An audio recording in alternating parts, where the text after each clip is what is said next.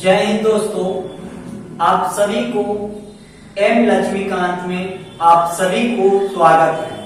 जैसा कि इसमें फाउंडेशन में हम लोग उसको फाउंडेशन में पढ़ा रहे हैं और एम लक्ष्मीकांत को जो यूपीएससी और बीपीएससी के लिए रामबाण बुक ये माना जाता है, हम लोग उसको अध्ययन कर रहे हैं। अगर वीडियो अच्छा लगे तो लाइक शेयर सब्सक्राइबर भी करेंगे।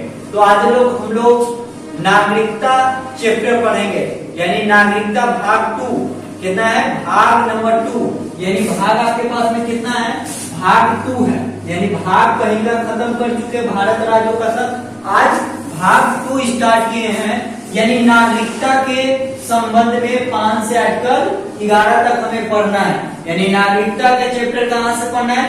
5 से लेकर 11 तक। यानी कैसे भारत में नागरिकता दी जाती है और किस तरह से भारत में नागरिकता समाप्त की जाती है, इसको बेहतरीन कॉन्सेप्ट के द्वारा हम लोग समझेंगे। तो देखिए कि संविधान यानी अनुच्छेद 5 क्या कहता है, क्लॉज क्या कहता है? अनुच्छेद 5 या क्लॉज कहता है कि अनुच्छेद 5 कि भारत में प्रारंभिक में नागरिक है, यानी शुरुआत में कैसा भारत में नागरिक लिया गया था, यानी नागरिक की प्रावधान क्या था। तो ये तो जन्म के आधार पर, वंश के आधार पर हमारे को दिया गया था, नागरिकता दी गई थी।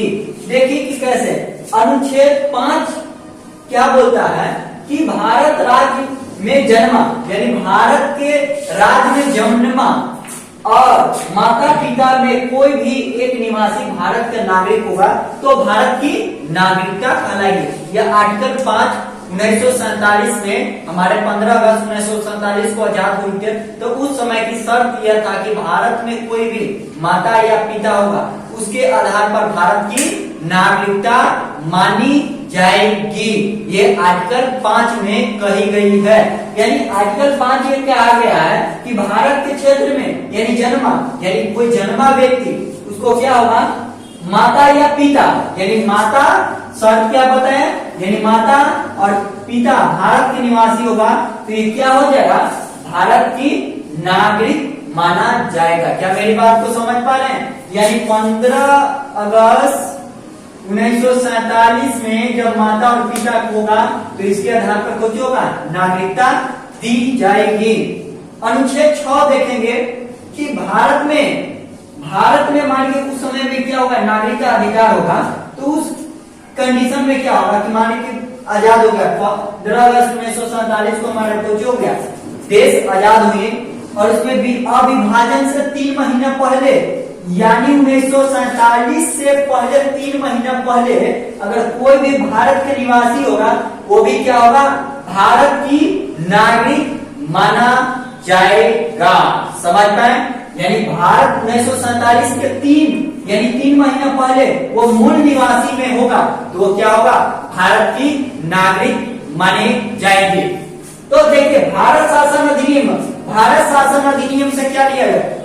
यूपीएससी जितना भी है वहां से मूल स्ट्रक्चर कहां से? भारत राज्यों का भारत शासन अधिनियम 1935 को लिया गया और 19 जुलाई 1947 से पहले जो निवासी होगा उसको क्या हो जाएगा? भारत की नागरिक माने जाएगी। और उसके जो बाद आया, यानी जुलाई के बाद में जो आया है, माने जुलाई के जो बाद में आएगा, पहले होगा तो भारत की नागरिक होबे करेगा और उसके बाद आएगा तो उसके लिए भी संविधान में प्रावधान माने लॉ को दिया गया है कि उसको पंजीकरण करवाएंगे, यानी उसको रजिस्ट्रेशन करवाएंगे। रजिस्ट्रेशन मतलब आदमी का रजिस्ट्रेशन कुछ के करवाते हैं तो उस आधार पर नागरिकता भी हम लोग दे सकते हैं। तो क्या मेरी बात को समझ है? चलिए सभी को तो यार ये समझ को आप समझ पा रहे हैं? इसको करिए, समझ पाए ना? चलिए हो गया। देखिए हम लोग 6 तक अनुच्छेद को देख लिए, समझ पाए? यानी अब हम अनुच्छेद 7 संविधान के अनुच्छेद 7 क्या बनता है उसको हम लोग पढ़ेंगे। अनुच्छेद 7 यानी भारत में और पाकिस्तान, जब हमारे भारत विभाजन हुई थी किसके? भारत और पाकिस्तान में, तो उस कंडीशन में दोनों तरफ से कोई इधर से आना चाहा, कोई उधर से आना चाहा।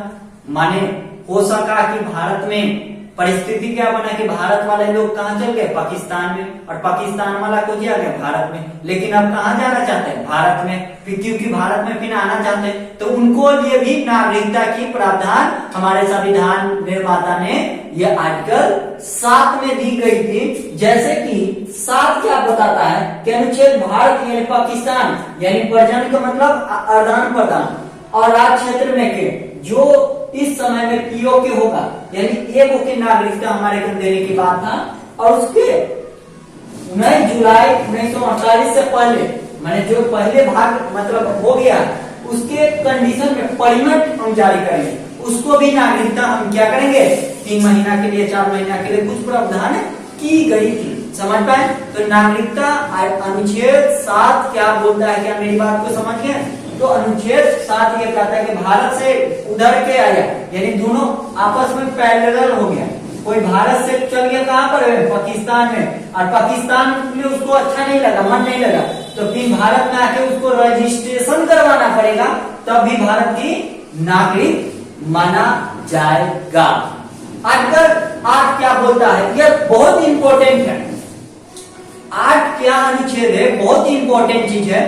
जैसे विदेश में घूमने की आजादी, यानी हम आजादी कब करते हैं, भारत में कहीं भी घूम सकते हैं, और देश के बाहर हमें घूमना है तो वीजा या पासपोर्ट की आवश्यकता होती है। तो कौन सा अनुच्छेद देता है, घूमने की आजादी कौन देता है, यानी विदेश में घूमने, मन किया मुझे कल की मुझे पैसा हो गया और मैं क्या करूं, विदेश में अमेरिका में घूमने गए, और अमेरिका अच्छा जगह घूमना भी चाहिए, तो उस परिस्थिति में आर्टिकल कितना के हम प्रयोग करेंगे, आर्टिकल 8 के हमारे संविधान में दिया गया है कि घूमने की आजादी आर्टिकल 8 में होगा। विदेश के यानी देश से बाहर आप घूम सकते हैं, क्या कर सकते हैं, देश के बाहर आप घूम सकते हैं। क्वेश्चन पूछेगा कि देश के बाहर घूमने में कौन सा अनुच्छेद हमारे काम, आर्टिकल 8 होगी। क्या मेरी बात को समझ पाए। तो आर्टिकल 8 क्या बोलता है कि देश से बाहर, और भारत शासन अधिनियम 1935 में यह ली गई थी, समझ पाए। यह प्रतिनिधि नागरिक का रजिस्ट्रेशन अनिवार्य होगा, यानी रजिस्ट्रेशन करवाना पड़ेगा ना, कोई आप विदेश में जा रहे हैं तो उसको रजिस्ट्रेशन करवाना पड़ेगा। तो आर्टिकल 8 क्या आप मेरी बात को समझ पाए कि क्या है नहीं है, इसकी लॉजिकल क्या है। आर्टिकल 9 क्या कहता है, विदेश राज्य में नागरिक स्वेच्छा से ले सकता है, यानी अगर आप घूमने गए कहीं पे और कुछ हो गया, आप कहीं की नागरिक मतलब अमेरिका को पसंद पड़ गया, तो अमेरिका में क्या कर सकते हैं, वहां की नागरिकता आप ले सकते हैं। लेकिन अगर अमेरिका की नागरिकता लीजिएगा तो भारत में की नागरिकता समाप्त होगी। देखिए हम लोग देखेंगे कि आर्टिकल क्या था,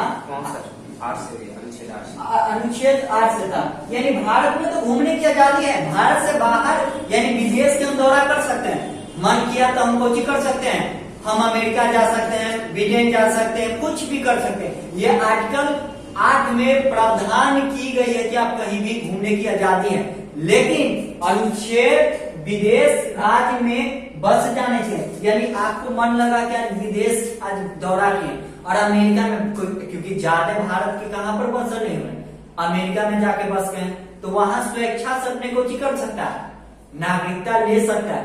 लेकिन अनुच्छेद 9 यह प्रावधान करता है कि भारत में एकल नागरिकता की व्यवस्था है, एक नागरिकता दो नागरिक, जैसी आप अमेरिका लेके लीजिएगा वैसी भारत की नागरिकता समाप्त कर दिया जाएगा और आप कहाँ की नागरिकता हो जाइएगा, अमेरिका के। मान लीजिए कि सानिया मिर्जा जो थे वह पाकिस्तान में शादी किए, अब बताइए आर्टिकल 8 के अनुसार से है कि नहीं, विदेश में घूमे, लेकिन विदेश में जब घूमे तो शादी करने के मन हो गया तो उसे कर लिए, लेकिन अगर वहां की पाकिस्तान की नागरिकता लेंगे तो भारत की नागरिकता तो जो होगी समाप्त हो जाएगी। तो आप समझ गए कि आर्टिकल 8 क्या है, आर्टिकल 9 क्या है, समझ पाए ना। इसी तरह से हम लोग अभी देखेंगे 10 और 11 देखेंगे, इसको 10 और 11 देखेंगे, समझ पाए ना। देखिए हम लोग देख लिए थे आर्टिकल 8 देख लिए थे, अब देखेंगे कुछ 9 तक तो देख लिए थे, 10 11 देख लेते हैं हम लोग, मेरा अनुच्छेद खत्म हो जाएगी। तो आर्टिकल 10 क्या कहती है कि अनुच्छेद नागरिक को यानी भारत के नागरिक के अधिकार बनाया जा सकता है। यानी संसद को यानी लॉ बनाने की शक्ति किसके पास में? संसद के पास में। यानी लॉ बना सकते, नागरिक से संबंधित कौन लॉ बना सकते हैं? यानी कानून बनाने की शक्ति किसको है? यानी कानून बनाने की शक्ति हमारे पास संविधान में संसद के पास में है। और नागरिकता से संबंधित कानून बना सकते हैं, संसद बना सकते हैं। तो संसद के अधिकार बनाया गया है, समझ पाए? नया व्यक्ति समझ पाए। और भारत की नागरिक बना सकते हैं, यानी भारत के नागरिक के लिए कुछ प्रोविजन कानून बना सकते कि ये नागरिकता के लिए चाहिए। तो नागरिकता आप समझिए कि क्या मतलब है। यानी इसमें लिखा गया है कि भारत की संसद कानून बना सकती है। और इसमें क्या लिखा गया है अनुच्छेद 11 में कि नागरिकता की विधि माने जिसको देना है, किसको समाप्त करना है, वो क्या होगा? अनुच्छेद 11 में ऐसा प्रावधान की गई है। क्या मेरी बात समझ में? यानी समाप्त, जैसे हमारे भारत से क्या किया था, हमारे पाकिस्तान, अफगानिस्तान और ये सब उनके नागरिकता संसद। अब इसमें एक और प्रश्न है कि नागरिकता के लिए कौन किसके मंत्रालय के अधीन आता है? क्वेश्चन पूछा गया है कि नागरिकता कौन बना सकते हैं? तो गृह मंत्री, जो गृह विभाग होंगे ना, अमित शाह, वह इसके निगरानी में आएगा। नागरिकता यही बना सकते हैं, यानी यही लॉ को बना सकते हैं, ये इनके अधिकार है। क्या आप लक्ष्मीकांत सीरीज को समझ पा रहे हैं? अगर समझ पा रहे हैं तो वीडियो को लाइक शेयर जरूर करिएगा दोस्तों। नमस्ते।